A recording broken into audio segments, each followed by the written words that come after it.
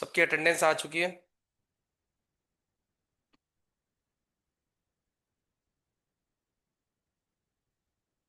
चलिए मैं बता देता हूँ।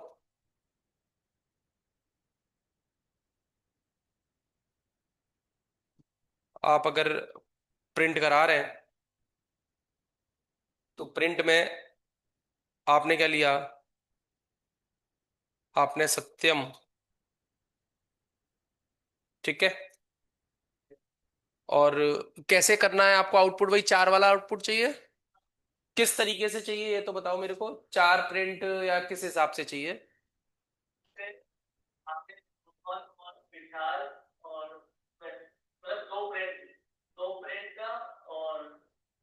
अच्छा, दो प्रिंट और दो स्ट्रिंग के साथ में ना? यहाँ पे using two print and two string values. तो एक प्रिंट तो ये हो गया है ना, सत्यम। दो प्रिंट और दो स्ट्रिंग वैल्यूज। तो कॉमा लगा लो यहाँ पे। उसके बाद दीक्षित, कॉमा लगा लो। और इसको सेपरेट कर दो। किससे? स्लैश टी से। तो ये पहली लाइन जनरेट हो गई। दूसरी लाइन के लिए भी सेम चीज है, प्रिंट लगाना है।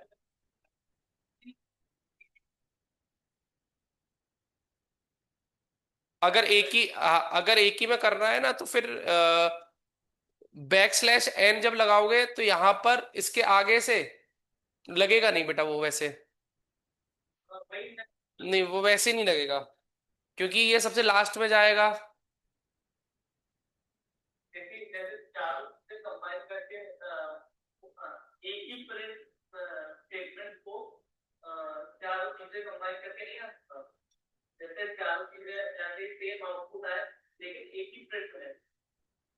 हो जाएगा वो तो, लेकिन फिर सेपरेटर का यूज करके आप वैसे नहीं करोगे ना फिर आप।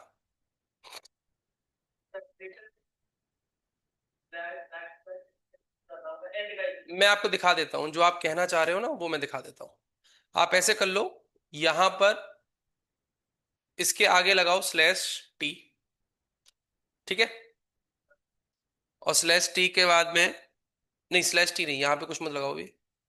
यहाँ पे ये आ गया, और यहाँ पे आप क्या कर दो, कॉमा लगा के एक नई लाइन चाहिए ना आपको, तो स्लैश एन, और यहाँ पे कुछ भी डाल दो। ठीक है। इस तरीके से कॉमा लगाओ फिर से। नहीं नहीं, वहां नहीं। हाँ यहाँ पे जिससे पहले दीक्षित ऐसे आ गया। और इसको आप सेपरेट कर दो। किससे सेपरेट कर दो? स्लैश टी से। ऐसे कर सकते हो आप। आउटपुट आउटपुट चेक कर लेते हैं। एक बार आउटपुट चेक कर लेंगे, पता चल जाएगा मेरे को। ये देखो। ठीक है।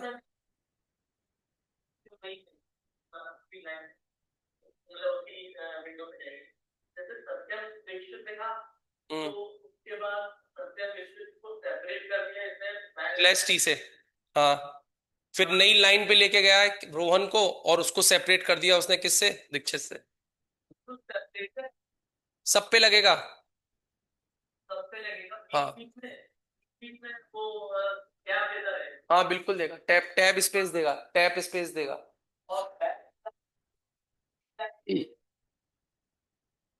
हाँ। ठीक है। कल मैंने बताया था ये अच्छे से।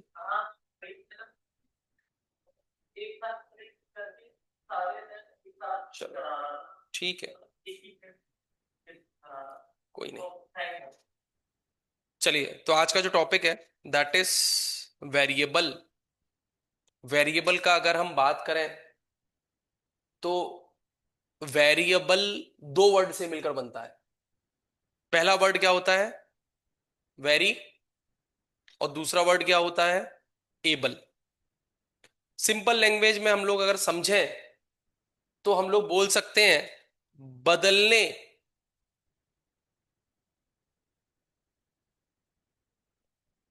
बदलने प्लस एबल का मतलब होता है योग्य। है ना, बदलने योग्य। वेरी का मतलब बदलना और एबल का मतलब। अब इसका यूज क्यों हुआ, वेरिएबल क्यों लेके आए, वेरिएबल का क्या मीनिंग है। आपने अगर मैथ्स में अलजेब्रा भी पढ़ी होगी तो वहां पे भी आपने बहुत सारे वेरिएबल्स यूज किए होंगे। एक एग्जांपल दूं, सपोज महिपाल, राम की आयु या राम की एज एक्स है और कृष्ण की एज वाई है। तो एक्स और वाई क्या थे आपके वेरिएबल जो चेंज हो सकते हैं। लेकिन प्रोग्रामिंग में वेरिएबल कहां यूज किया है वो समझना हमारे लिए जरूरी है। ठीक है, जैसे कि सपोज मैंने अपनी एज प्रिंट करानी है तो मैंने क्या कर दिया, मैंने कर दिया 40, समझने की कोशिश करिएगा, और मैंने यहां पे कर दिया प्रिंट 40। ठीक, फिर से मैंने 4-5 लाइन का प्रोग्राम लिखा, फिर से मैंने 4-5 लाइन का प्रोग्राम लिखा, फिर से मैंने कर दिया प्रिंट 40। 40 क्या है, मेरी एज है। फिर से मैंने 4-5 लाइन का प्रोग्राम लिखा, मैंने करा प्रिंट 40। अगर मैं F5 करता हूं तो ये मेरा प्रोग्राम चल जाता है, एम आई राइट। लेकिन हमको प्रोग्राम में पता चला कि 5 साल बाद मेरी एज चेंज हो गई, तो आप क्या करोगे, 5 यहां पे करोगे, 5 यहां पे करोगे और 5 यहां पे करोगे। समझने की कोशिश करिएगा आप।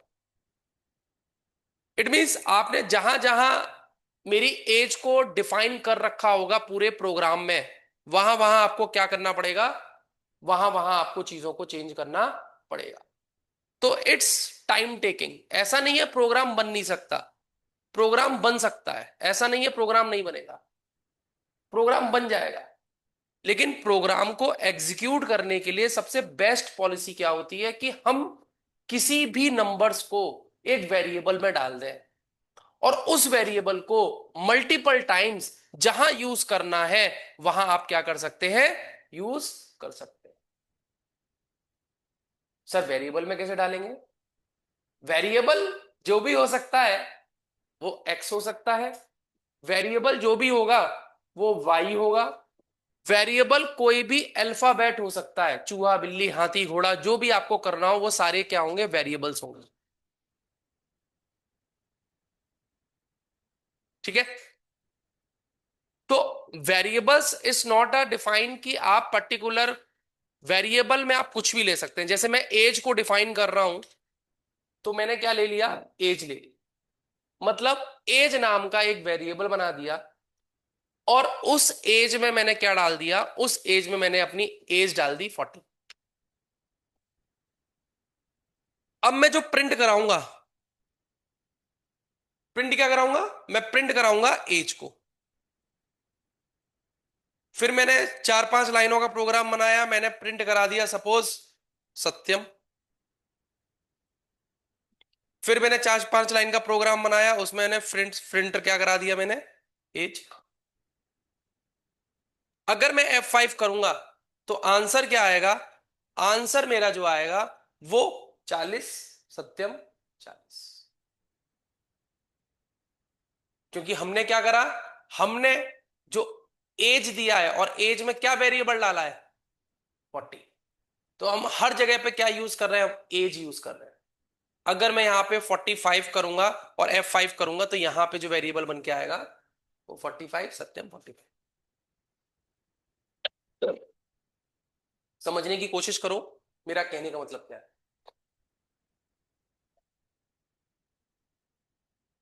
तो आपने क्या करा, आपने एक वेरिएबल डिफाइन कर दी। क्या डिफाइन कर दिया, एक वेरिएबल। और उस वेरिएबल को आप अपने प्रोग्राम में मल्टीपल जगह पर कहीं पे भी यूज कर सकते हैं, सिर्फ आपको एक जगह चेंज करनी होगी, बाकी सब जगह पे आंसर आपका ऑटोमेटिकली चेंज हो जाए। एम राइट, समझ में आ गया सभी को। चलिए, तो वेरिएबल को मैंने यही लिखवाया है, अगर आप वेरिएबल देखोगे, it is a name given the value can be changed in a program, से ये लिखवाया। It may also think the variable strong to the value of the program. Storage, एक वेरिएबल स्टोरेज कर देगा एज नाम का।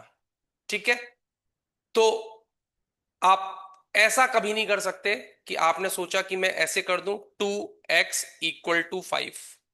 इस नाम का कोई भी वेरिएबल अगर आप बनाओगे, प्रिंट कराओगे 2x को, तो ये एरर देगा। ऐसा क्यों? वेरिएबल हमेशा स्टार्टिंग क्या होगी? अल्फाबेट होगा। x2 कर दो, कोई दिक्कत नहीं है, लीजिए।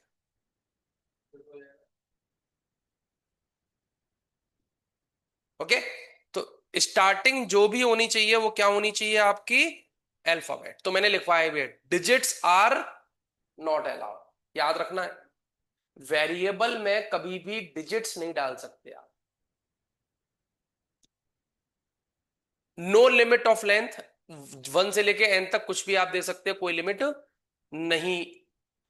Space, slash T, symbols and keywords not allowed, मतलब आप वेरिएबल इस तरीके का कोई भी वेरिएबल नहीं डाल सकते, स्लैश एन स्लैश टी इस तरीके से। मेरे वेरिएबल प्योरली जो होना चाहिए वो क्या होना चाहिए? आपका अल्फाबेटिकल होना चाहिए।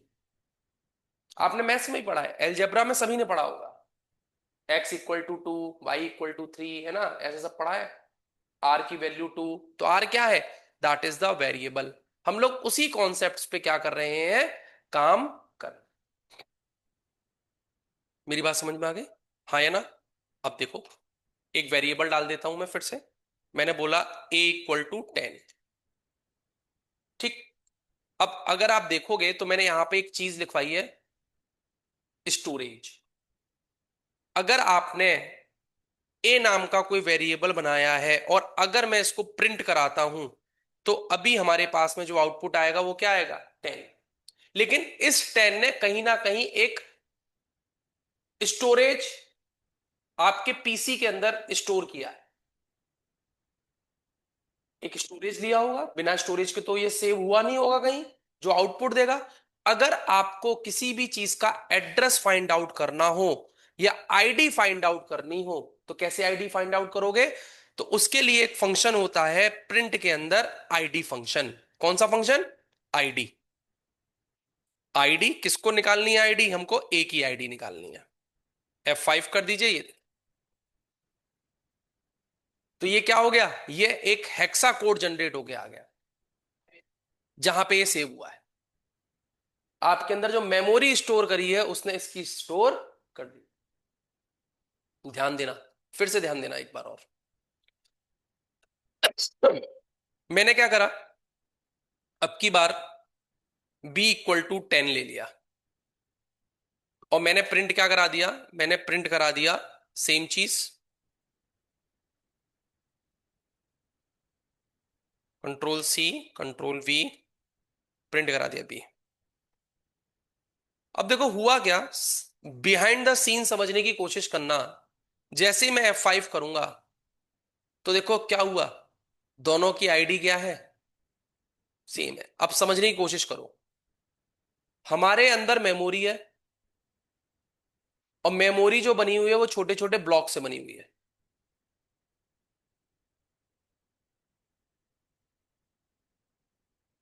मैंने जब a = 10 दिया,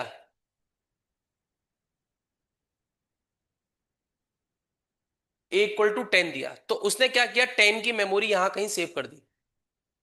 ठीक, अब मैंने क्या करा, मैंने अपने प्रोग्राम को अपडेट करा और अब की बार मैंने b = 10 दे दिया। तो अब इसने क्या किया, ए वाले जो वेरिएबल था इसको फ्री छोड़ दिया, ये 10 अपनी जगह पे रहा और 10 ने एक नया एड्रेस उठा लिया, कौन से वेरिएबल पर? B variable. अब चाहे बी लगा दो, लेकिन अगर आपने यहां पे जाके दोबारा से b = 5 कर दिया और प्रिंट में आपने फिर से डाल दिया, तो अब जो एड्रेस होगा वो चेंज हो जाएगा। वो तो वैल्यू एक जगह वैल्यू स्टोर हो गई ना फिर वाली। F5 करो, ये देखिए बस। तो मेरा कहने का मतलब है कि मेमोरी का जो अरेंजमेंट होता है वो डायनामिक होता है, मतलब चेंजेबल है। Dynamic means changeable. तो memory management is a dynamic, हम उसको चेंज कर सकते हैं। ये वैल्यू पे डिपेंड करेगा प्लस उसके, लेकिन ध्यान रखना अगर मैंने दोबारा से c इक्वल टू 10 डाल दिया, समझने की कोशिश करिए फिर से, और मैंने यहां पर c कर दिया, F5 करूंगा तो जरा चेक करिए।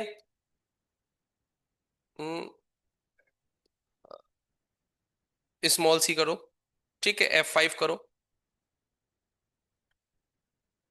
चेक करिए, ये वाला और ये वाला एड्रेस क्यों सेम है? क्योंकि जब आपने वेरिएबल चेंज कर दिया तो वो तो फ्री हो गया 10 वाला, अब 10 को आप कुछ भी लोकेट करा दो, एड्रेस तो वही रहेगा सेम। मेरी बात समझ रहे हो? तो मेरा बस समझाने का मतलब ये था कि पाइथन जो भी सपोर्ट करता है वो डायनामिक टाइपिंग सपोर्ट करता है। It means we need to declare the variable और डेटा टाइप। मेरी बात समझ में आ गया? तो ये क्या कर रहा है, ये इसकी लोकेशन को ट्रैक कर रहा है। किसको लोकेशन को ट्रैक कर रहा है? एड्रेस को ट्रैक कर रहा है। आईडी फंक्शन क्या बताता है? वो एक एड्रेस को रिप्रेजेंट करता है। क्या रिप्रेजेंट करता है? एक एड्रेस को। क्लियर मेरी बात? और कौन सी टाइपिंग इनहेंस करता है ये डायनामिक टाइपिंग को इनहेंस करता है। क्लियर है मेरी बात? कोई डाउट? नो। तो ID represents as a address.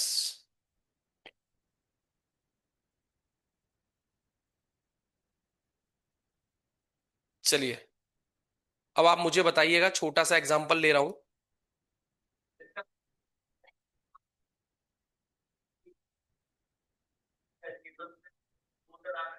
किसी भी वेरिएबल में स्टोर करा सकते हैं, हाँ, कहीं पे भी। इसका आंसर बताइए मेरे को। इसमें मेमोरी जो एड्रेस होगा वो दोनों का सेम होगा, एड्रेस दोनों का अलग होगा?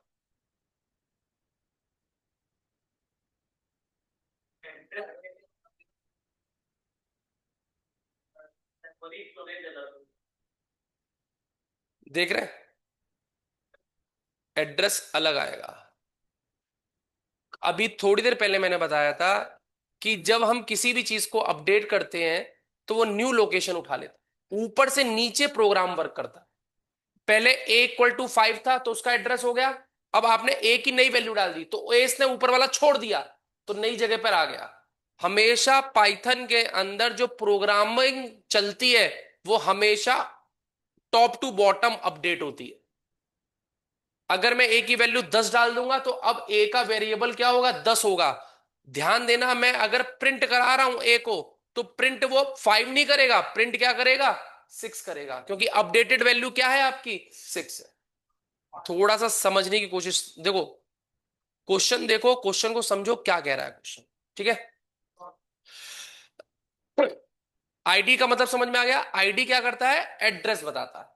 ऐसे ही आईडी की जगह पे अगर मैं टाइप डाल दूं, क्या डाल दूं? टाइप। तो टाइप क्या बताता है? F5 करो, टाइप बताएगा कि वो किसका फॉर्मेट है? इंटीजर फॉर्मेट है। कौन सा फॉर्मेट है? इंटीजर। अगर मैं इसको फिर से कॉपी करके और अगर मैं यहां पे 5.5 कर दूं तो टाइप क्या बताएगा? कि ये फ्लोट टाइप, ये डेटा टाइप इंडिकेट करता है। क्या बताएगा? Data type. फिर से मैं दोबारा से करता हूं और अब की बार मैं यहां पर ये लिख देता हूं तो अब क्या बताएगा कि ये क्या है? जल्दी बताओ। स्ट्रिंग टाइप है। जाने अनजाने में अगर आप इसको पढ़ोगे तो ये क्या है? क्लास। इसका डिस्कशन हम लोग आगे करेंगे, ठीक है? तो ये डिस्कशन हमारा आगे होगा। तो मेरा सिंपल सा कहने का मतलब ये है कि अगर आप कोई भी काम कर रहे हो तो आपका जो भी आउटपुट होगा वो किसके अकॉर्डिंग आएगा? वो आएगा आपका क्या टाइप, डेटा टाइप आप उसको डिफाइन कर रहे हैं, उस टाइप के अकॉर्डिंग आपका आएगा।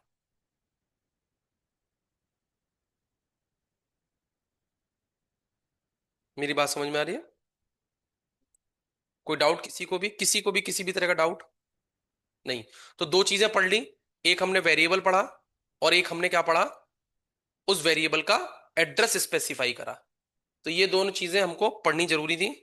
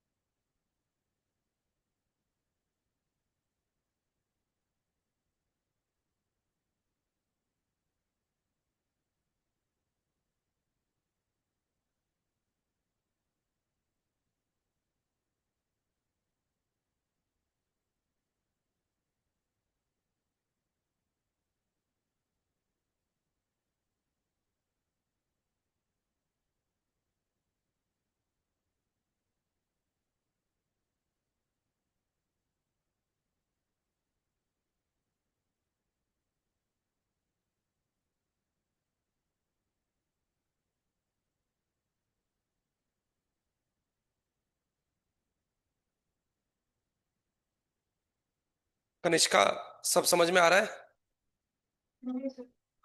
साथ के साथ कर रहे हो नहीं कर रहे हो आप, मेन तो ये है करना। चल, ठीक है। तो यहां बता दिया। तो एक हमारा आईडी वाला एड्रेस कंप्लीट हो गया, और एक क्या बताया मैंने, type two find the data type. अगर किसी भी चीज का डेटा टाइप फाइंड आउट करना है तो आप कौन से फंक्शन का यूज कर सकते हैं, आप टाइप फंक्शन का यूज कर सकते हैं। अब एक क्वेश्चन आता है कि सर, अगर हमने कोई वेरिएबल बना लिया और मैं चाहता हूं वो वेरिएबल डिलीट हो जाए, I want to delete that variable, तो वेरिएबल डिलीट करने के लिए हम लोग डेल फंक्शन का यूज करते हैं। क्या फंक्शन का यूज करते हैं, डेल। जैसे कि मैं del equal to del A कर दूं और F5 करूं, तो हमारे पास में वेरिएबल क्या हो जाएगा, वो डिलीट हो जाएगा। अगर अब मैं प्रिंट ए कराऊं तो शायद वो मेरे को मना कर देगा कि भाई आपने ये वेरिएबल डिलीट कर दिया है। तो यहां पे देखो क्या लिख के आ रहा है, ए इज नॉट अ डिफाइंड, क्योंकि आपने यहां पे क्या कर दिया है, डिलीट फंक्शन यूज कर लिया है। तो अगर आपको किसी भी वेरिएबल को हटाना है स्टोरेज से, तो आपको क्या यूज करना पड़ेगा, डेल फंक्शन। तो it is use two variable from the memory. अगर आपको वेरिएबल डिलीट करना है तो आपको डेल फंक्शन का यूज करना होगा। मेरी बात समझ में आ गई सभी को? ऑनलाइन अमरदीप, प्रांजल, क्लियर है? चलिए, तो नेक्स्ट बात करते हैं हम लोग ऑपरेटर्स की। ऑपरेटर्स क्या क्या होते हैं? तो अगला हमारे पास में टॉपिक है ऑपरेटर। अगर हम ऑपरेटर की बात करें तो हमारे जो ऑपरेटर बनाए गए, there are symbol and keyword that perform the mathematical comparison, logical, searching and the other operation on operands. जैसे कि arithmetic operator, assignment operator, comparison operator, logical operator, bitwise operator. सबसे पहले हम लोग क्या देखेंगे, अर्थमेटिक ऑपरेटर। तो सबसे पहला हमारा है यहां पे arithmetic operator. Arithmetic operator means arithmetic addition करना, अर्थमेटिक सब्ट्रैक्शन करना। देख रहे हो, एडिशन, सब्ट्रैक्शन, प्रोडक्शन, एक्सपोनेंट, ध्यान रखना, double star exponent, true division, floor division, modular remainder. एक एक करके देखते हैं। अगर सपोज मैंने a इक्वल टू 20 कर दिया और b इक्वल टू 4 कर दिया, तो ये मैंने क्या डिफाइन कर दिए, दो वेरिएबल डिफाइन कर दिए। क्या डिफाइन कर दिए, दो वेरिएबल।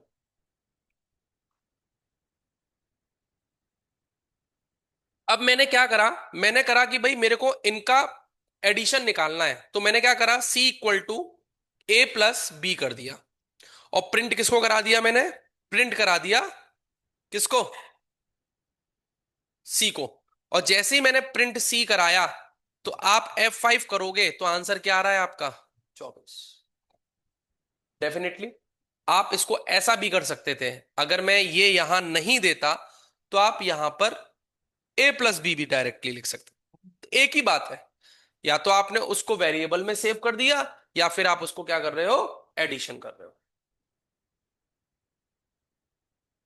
क्लियर है मेरी बात? हाँ, है ना? अब मुझे बताना जरा सा, क्या अगर मैं ऐसा करूं तो मेरे पास में कुछ चेंज आएगा? नहीं आएगा, कोई भी चेंज नहीं आएगा। मुझे फिर बताना, प्रिंट A-B, आंसर क्या आएगा आपका? 16। लेकिन अगर मैं यहां पर प्रिंट B-A करूं तो शायद वैल्यूज में चेंज आएगा। तो एक कंक्लूजन निकला कि अर्थमेटिक एडिशन में अगर आप पोजीशन चेंज करते हैं तो डजेंट मैटर, लेकिन सब्ट्रैक्शन में अगर आप पोजीशन चेंज करते हैं तो क्या होगा आपका?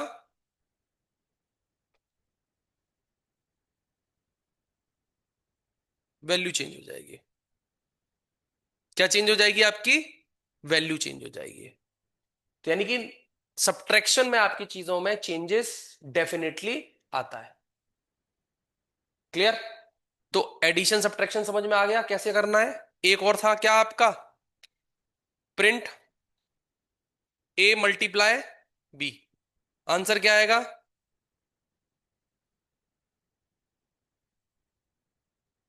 जल्दी बताओ। नहीं बताओगे आप लोग? एक एक्स्ट्रा लग गया, 80 आएगा। अच्छा, इसमें भी अगर आप चेंज कर रहे हैं तो डजेंट मैटर, कुछ भी फर्क नहीं पड़ेगा। ऑर्डर चेंज करने पर कोई भी फर्क नहीं पड़ेगा। करके देख लेते हैं एक बार। प्रिंट B+A, मेरे हाथ तेज चल रहे होंगे, जहां आपको लगे मेरा तेज चल रहा है वहां मुझे आप टोक दीजिएगा। मैंने प्रिंट करा और मैंने कर दिया 2 की पावर 3। मैंने अब अपनी तरफ से कोई वेरिएबल दे दिया, एक्सपोनेंट। ये एक्सपोनेंट का काम है। एक्सपोनेंट पाइथन के अंदर डबल स्ट्रिंग से ही यूज होती है। 8 आ गया। और अगर आप ऐसा करना चाहते हैं तो आप ऐसे कर लीजिए, प्रिंट A⁻B कर दीजिए। ये लीजिए। नहीं समझे मेरी बात आप? और अगर आप कर देंगे प्रिंट A/B, तो आंसर क्या आएगा आपका? जल्दी बताओ। 5। ठीक है। और अगर आपने प्रिंट फ्लोर, देखो ये वाला, अर्थमेटिक फ्लोर डिवीजन। कौन सा डिवीजन? Arithmetic floor division. तो अर्थमेटिक फ्लोर डिवीजन में क्या हो जाएगा, अगर आपने A/B कर दिया तो F5 करो तो ऐसा डेसिमल पॉइंट हटा देगा। फ्लोर का मतलब क्या होता है, एक्सेल में भी तो पढ़ा है आपने, फ्लोर डिवीजन हमेशा पॉइंट्स वाली वैल्यूज को हटा देगा, फ्लोरिंग कर देगा। देख लो, मैं चेक करा देता हूं। अगर मैं यहाँ पे 3 कर देता हूँ, F5 करूंगा, तो देख क्या आंसर आ रहा है, 6 आ रहा है। नहीं यार, पॉइंट्स की सारी चीजें हटा दी।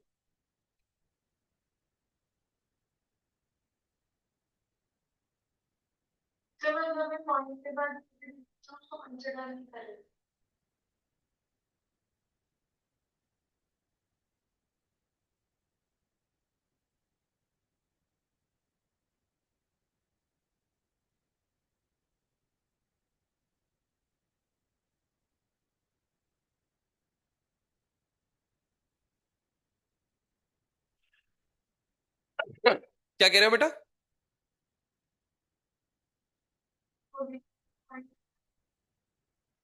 ये कंसीडर नहीं करेगा।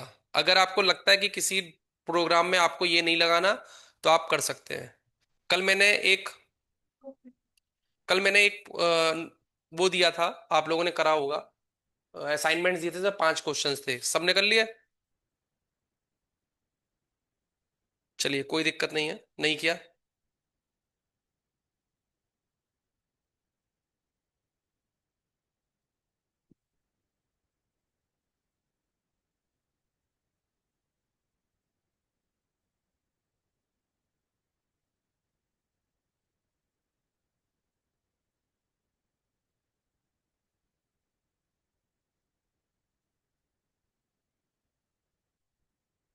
एक और रहता है इसमें, मॉड्यूलर रिमाइंडर। प्रिंट, और आपने डाल दिया ए मॉड्यूल्स परसेंटेज का साइन बी, तो अब क्या कहेगा कि भाई जो रिमाइंडर है आपको वो बता देगा। रिमाइंडर क्या आएगा? 2 ही आएगा, देखो, 20 डिवाइडेड बाई 3, 2 ही रिमाइंडर आएगा, नहीं आएगा? 3 6 18 होता है।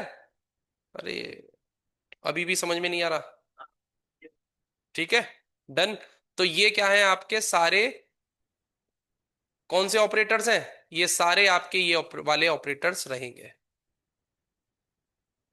Arithmetic, subtraction, product, exponent, true division, floor division. अब कभी भी आपने मैथ्स में पढ़ा होगा, एलजेब्रा में कुछ इक्वेशंस होती हैं, जैसे कि आपने पढ़ा होगा बोर्ड मास, पढ़ा है, जैसे 10 × 5 डिवाइडेड बाय 2, इस तरीके से चीजें पढ़ी होंगी, है ना, जो भी XYZ। तो ये रूल्स यहां पे भी फॉलो होता है। इस रूल्स को हम लोग पाइथन के अंदर प्रेसिडेंस रूल्स बोलते हैं। कौन सा रूल्स बोलते हैं? Precedence rules. अब प्रेसिडेंट रूल्स आपके जो फॉलो करते हैं, वो सबसे पहले ब्रैकेट को फॉलो करेगा, फिर एक्सपोनेंट को फॉलो करेगा, फिर मल्टीप्लीकेशन, डिवीजन, मॉडल, जो भी है XYZ, इसके अकॉर्डिंग फॉलो करता है। एक बार करके देखते हैं। तो फाइल सेव एज, एक नया फाइल बना लेते हैं 7 नंबर की। प्रिंट, मैंने करा 10 + 5 × 4, क्या आंसर आएगा जल्दी बताओ? बताओ क्या आंसर आना चाहिए? F5 करो, शायद आंसर क्या आ रहा है? 30 आ रहा है। अब देखो, इसी चीज में मैं अगर यहां पर ब्रैकेट लगा दूं, तो शायद मेरे अकॉर्डिंग आंसर चेंज होना चाहिए। नहीं होगा आंसर चेंज मेरे अकॉर्डिंग? F5 करो, आ गया 60। तो प्रेसिडेंट रूल्स क्या कहता है इसके अकॉर्डिंग? प्रेसिडेंस रूल्स इसके अकॉर्डिंग ये बोलता है कि भाई आप जो भी चीज निकाल रहे हो, फाइंड आउट कर रहे हो, या जिसको भी फाइंड आउट करना है आपको, तो वो उस रूल्स के अकॉर्डिंग आपका क्या रहना चाहिए? उस रूल्स के अकॉर्डिंग आपका पहले ब्रैकेट सॉल्व होगा, है ना, फिर मल्टीप्लीकेशन जो भी आएगा उसके अकॉर्डिंग सॉल्व कर सकते। ठीक है, अगर मैं +2 लगा दूं, तो अब क्या हो जाएगा यहाँ पे? कुछ ऐसे हो। मेरी बात आई होप सो समझ में आ गई होगी, मेरा कहने का मतलब क्या है। ठीक है, तो ये रूल्स जो भी है, ये प्रेसिडेंस रूल्स कहलाते हैं। इस रूल्स के अकॉर्डिंग आपको चीजों को एक्सेप्ट करना है, और चीजों को आपको फाइंड आउट करना है, और कभी कभी आपको निकालना भी पड़ेगा। एक रूल्स और होता है एसोसिएटिविटी रूल्स। एसोसिएटिविटी रूल्स क्या कहता है? जैसे कि सपोज मैंने करा प्रिंट, और मैंने करा 10 + 5 × 4 डिवाइडेड बाय 2, तो अब इसका आंसर क्या आएगा? अब इसका आंसर क्या आएगा? सबसे पहले डिवीजन 2, फिर मल्टीप्लीकेशन 5 × कितना हो जाएगा जल्दी बताओ? अरे, 2 × 2 = 5, 2 × 10, 10 + 10 कितना हो जाएगा? 20। आंसर क्या आ रहा है जरा देखना। एम आई राइट? और अगर मैं ऐसे कर दूं, ध्यान से समझना, 2 एक्सपोनेंट एक्सपोनेंट 2। अब बताओ क्या आंसर आना चाहिए इसका।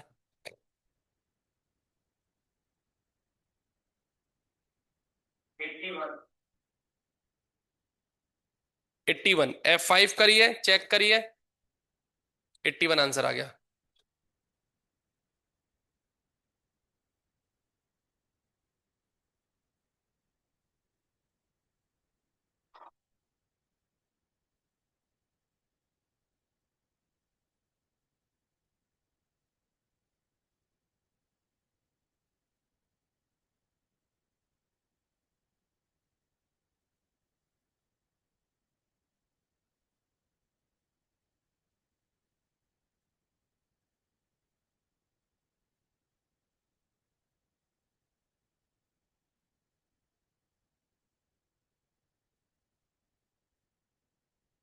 ठीक है, तो ये क्या है, left to right, left to right, left to right, left to right. कभी इस तरह की चीजें आती हैं तो हमेशा कहां से फॉलो करना है आपको, लेफ्ट से राइट में।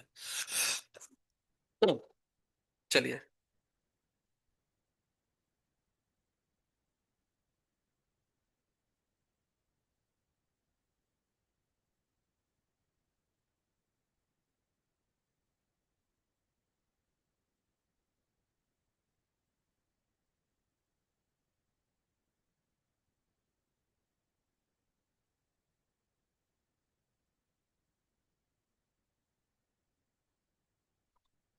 ठीक है, चलिए।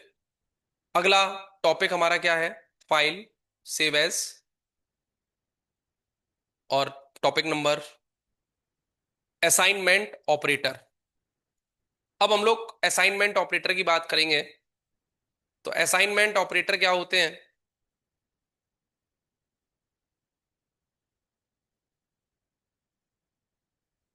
असाइनमेंट ऑपरेटर होता है कि आपको चीजों को असाइन करना समझना चाहिए, कि हम किस तरीके से चीजों को असाइन कर सकते हैं। कभी भी, अभी मैंने आपको थोड़ी देर पहले बताया, हम हमेशा वेरिएबल ऐसे असाइन करते हैं। हम कभी भी वेरिएबल ऐसे असाइन नहीं कर सकते, दैट इज द रॉन्ग। कि आप सोचो कि पाइथन के अंदर या किसी भी प्रोग्रामिंग के अंदर करें, वो पॉसिबल नहीं है। ठीक है,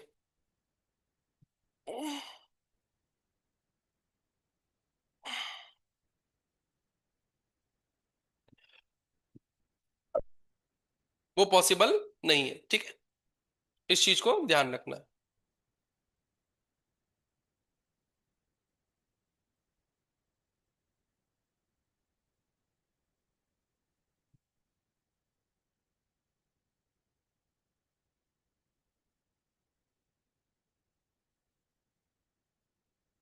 आगे चलें।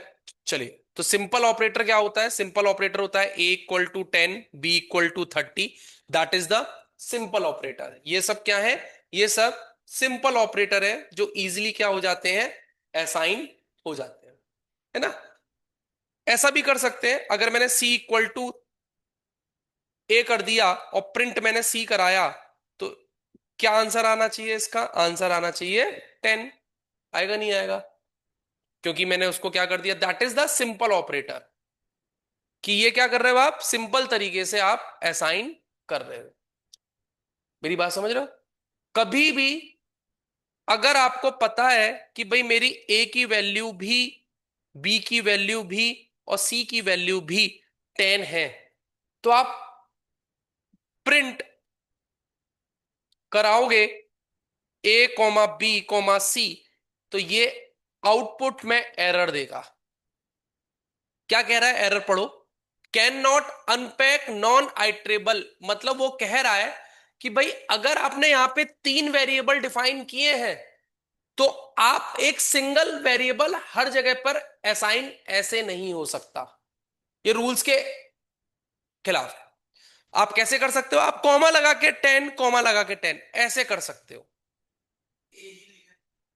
हाँ, अगर ए लिखते तो आ ही जाएगा। तो वो सिंपल असाइनमेंट हो गया। अगर आपको मल्टीपल असाइनमेंट्स करना है तो आपको इस तरीके से आउटपुट लिखना होगा। अब प्रिंट में देखो आ जाएगा सब।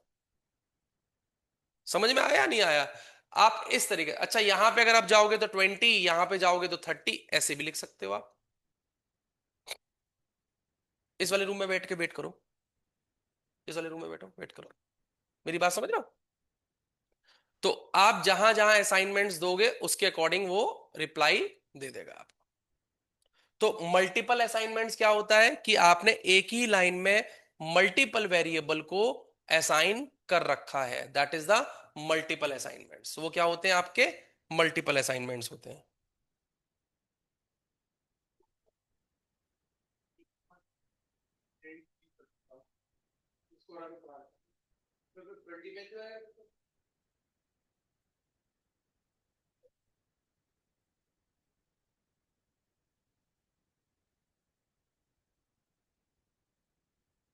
क्या कह रहे हो?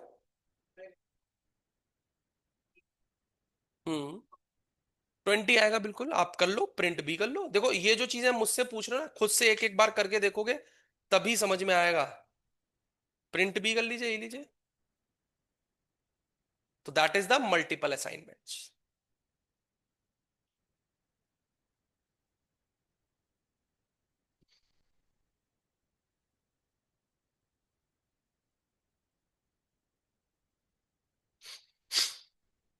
चेन्ड असाइनमेंट थर्ड क्या होता है?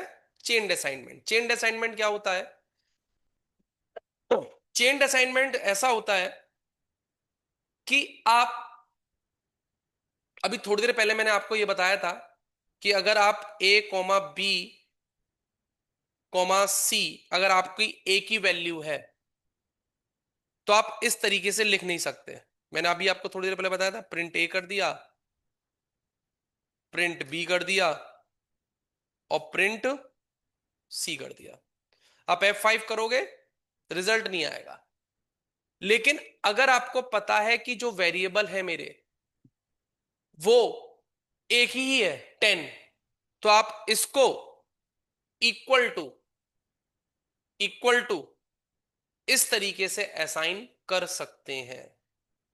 इस असाइनमेंट को हम लोग क्या बोलते हैं? Chained assignment. कौन सा असाइनमेंट बोलते हैं? Chained assignment. कि एक चेन चल रही है। अगला असाइनमेंट का नाम है कंपाउंड असाइनमेंट। कंपाउंड असाइनमेंट क्या होता है? कंपाउंड असाइनमेंट आपका होता है कि भाई आपने जैसे सपोज A = 5 डाला और अब मैं कर रहा हूं A = A+2 कर दिया और प्रिंट करा दिया मैंने ए को, तो ए की वैल्यू 5 नहीं देगा। अब ए की वैल्यू नई अपडेट हो गई है, क्या हो गई है? 7। या तो आप ऐसे लिख लो, या फिर आप थोड़ा अट्रैक्टिव राइटिंग वे में अगर आपको लिखना है तो A+2 इक्वल, आप ऐसा लिख सकते हैं A+=2।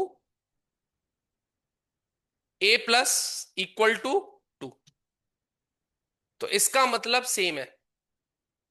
आप F5 करो, आंसर क्या आएगा आपका? 7। तो ये जो असाइनमेंट है ये है कंपाउंड असाइनमेंट। हम्म। कौन सी? ये वाली?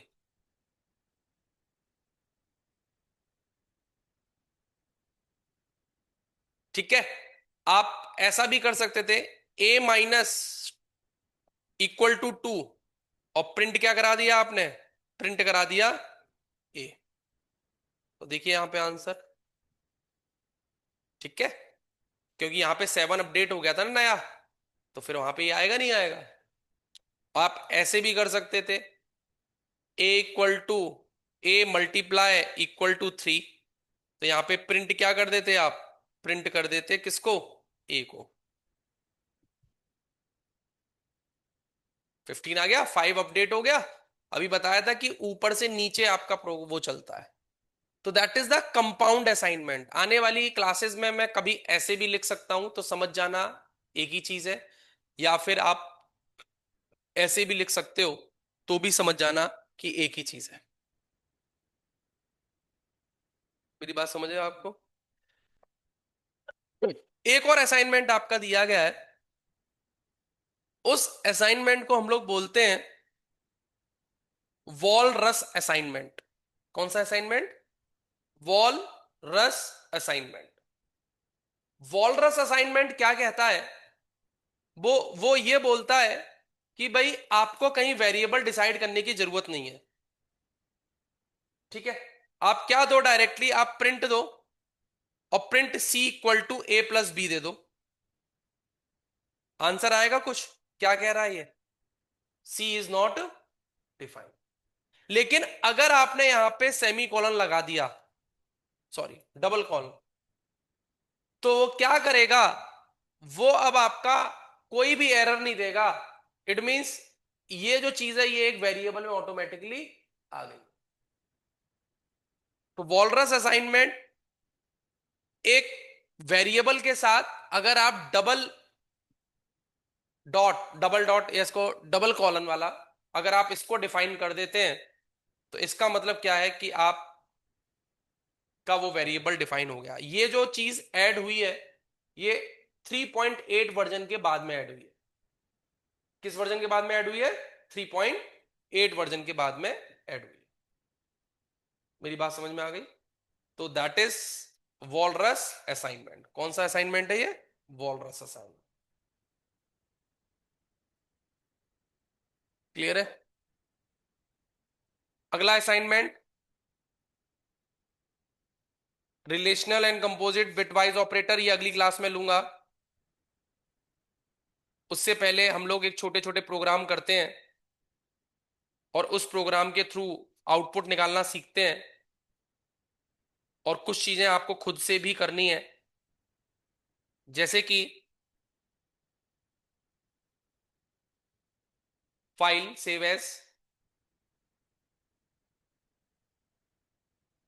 यहां तक करा दिया मैंने। अगली बार मैं कंपैरिजन एंड रिलेशनल ऑपरेटर से चलूंगा आगे। 9 नंबर, जैसे कि मेरे को निकालना क्या है? मेरे को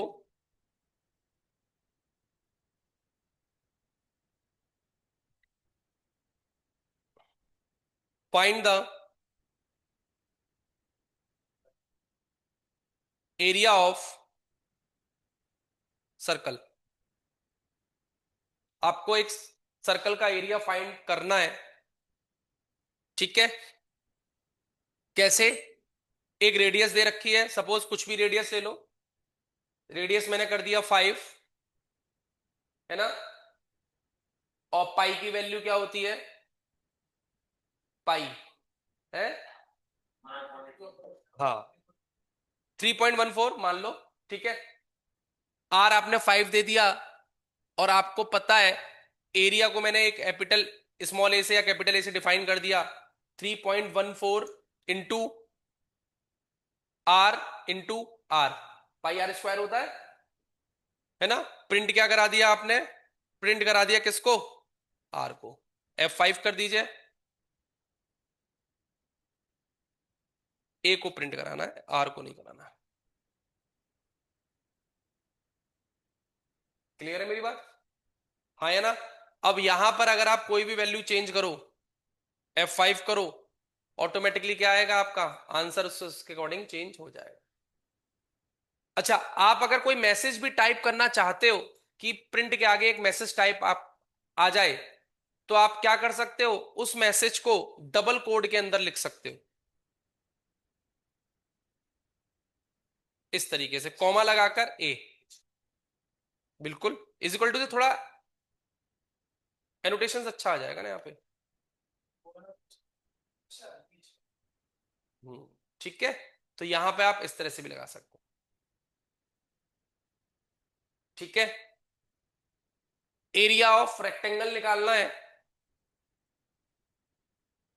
एरिया ऑफ रेक्टेंगल, तो एरिया ऑफ रेक्टेंगल निकालने के लिए क्या करना है आपको?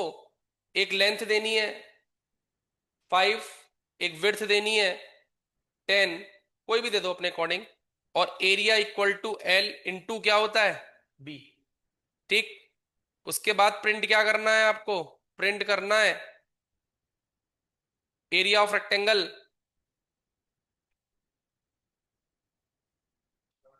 इक्वल टू, और यहां पे ए को डिफाइन कर दो, F5 कर दीजिए, ये देखिए आंसर आ जाएगा। मेरी बात समझ में आ रही है नहीं आ रही?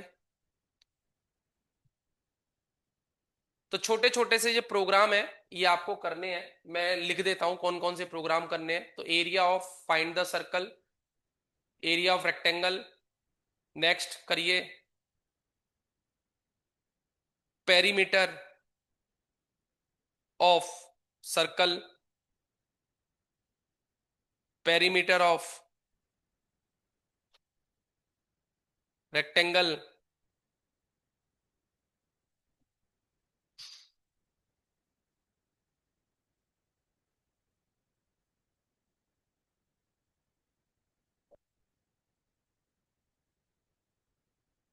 Find the total of 3 subject. 3 subject दे रखे हैं, हिंदी में 50, इंग्लिश में 80, मैथ्स में 60। तीनों का क्या निकालना है? टोटल निकालना है, एवरेज निकालना है।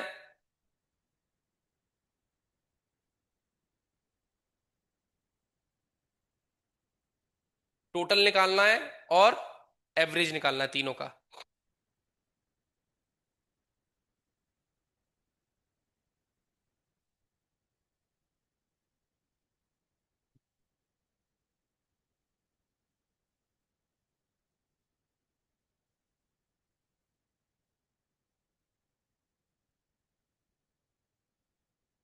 ठीक है,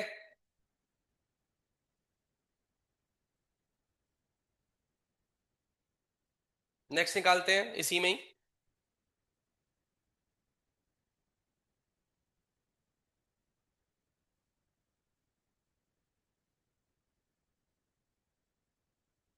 how many days in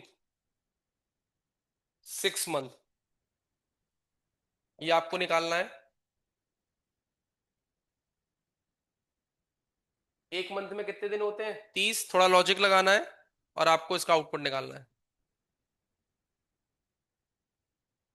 how many seconds, नहीं, how many minutes in 5 hours,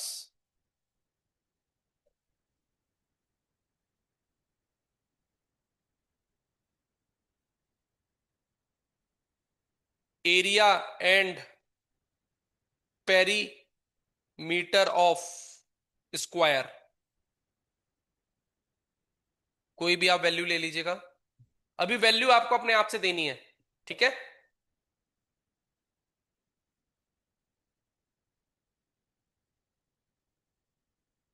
find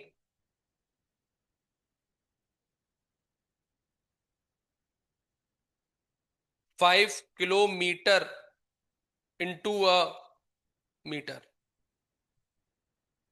5 kilometre को मीटर में चाहिए। 1 किलोमीटर में कितने मीटर होते हैं? 100 मीटर होते हैं, 1,000 होते हैं? 1,000 मीटर होते हैं, 1,000। और क्या? तो 5 किलोमीटर में 5,000। अब आपको निकालना है बस लगाकर। ठीक है, चलिए इतना करिए। थोड़ा सा जिसका बैक का छूटा हुआ है वो बैक वाला करेगा, और अगली क्लास से मेरी स्पीड थोड़ी सी और तेज हो जाएगी। ठीक है नितिश, समझ में आया? हेलो नितिश।